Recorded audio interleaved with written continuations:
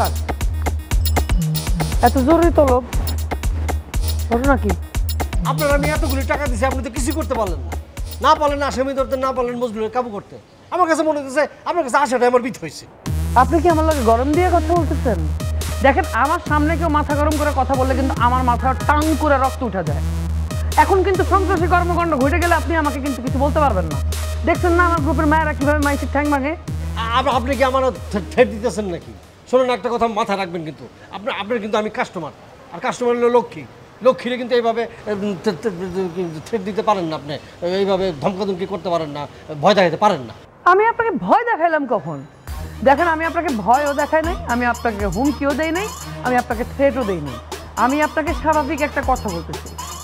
আপনার সাথে আপনার এক্স গার্লফ্রেন্ড প্রতারণা করার পর আপনি তার নামে মামলা করছেন।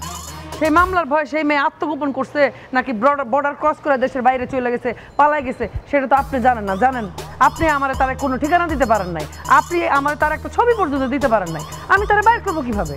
এটা তো সময়ের ব্যাপার, তাই না? আপনি আমার একটু সময় দেন, আপনি আমার সময় দিতেছেন না। আর আইলো গিয়া মজনুর কথা, আপনি 2 দিনও হয় না আমার মজনুর কাজটা দিচ্ছেন। আপনি কি আশা করেন 2 দিনের মধ্যে তার সাথে আমার পরিচয় হবে, তার সাথে আমার প্রেম হবে, প্রেম জমে ক্ষীর হবে, তারপর আবার বিরহ হবে? ওই মিয়া, এত দ্রুত তো মেট্রো রেলও ছোট না, ছোটে?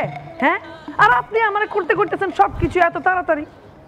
আপনি যদি আমার কইতেন তার তুলে লয়ে আসো, হাত পা ভেঙে দাও, সেটা তো আমার জন্য 2 মিনিটের খেলা ছিল, তাই না? সেটা তো আপনি করতে নিষেধ করছেন। দেখেন, আপনি আমার সময় দেন, ধৈর্য ধরেন, আপনার কাজ হয়ে যাবে। আপনারা কিছু করতেই করুন, সে যা করার করে ফেলছে। কি করছেন? বিয়ে করছে। বিয়ে করে ফেলছেন? হ্যাঁ। কাকে? আমাকে মহল্লারই এক মায়ারে।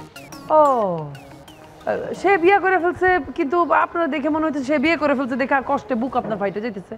ওয়াল্লাহ, আপনার গার্লফ্রেন্ডে আবার বিয়ে করে নাই তো?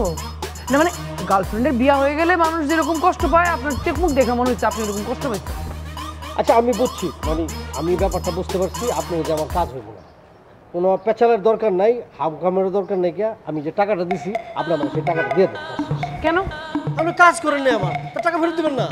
দেখেন, আপনি যখন আমার কাজটা দিচ্ছেন, আপনি কিন্তু আমার তখন কোনো সময় বেঁধে দেন নাই। আপনি কিন্তু আমার বলেন না যে 2 দিনের মধ্যে করে দিতে হবে অথবা 3 দিনের মধ্যে করে দিতে হবে।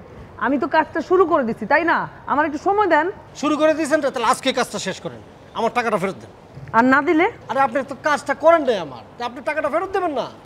দেখেন, আপনি অযথা মাথা গরম করতেছেন। আপনার সাথে আমার এরকম কোনো চুক্তি হয় নাই। ধৈর্য ধরেন, আমি কাজটা করে দিব।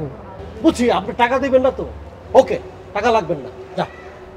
আরে আরে আরে কি এই যে জায়গা রাখ কইরা, ওই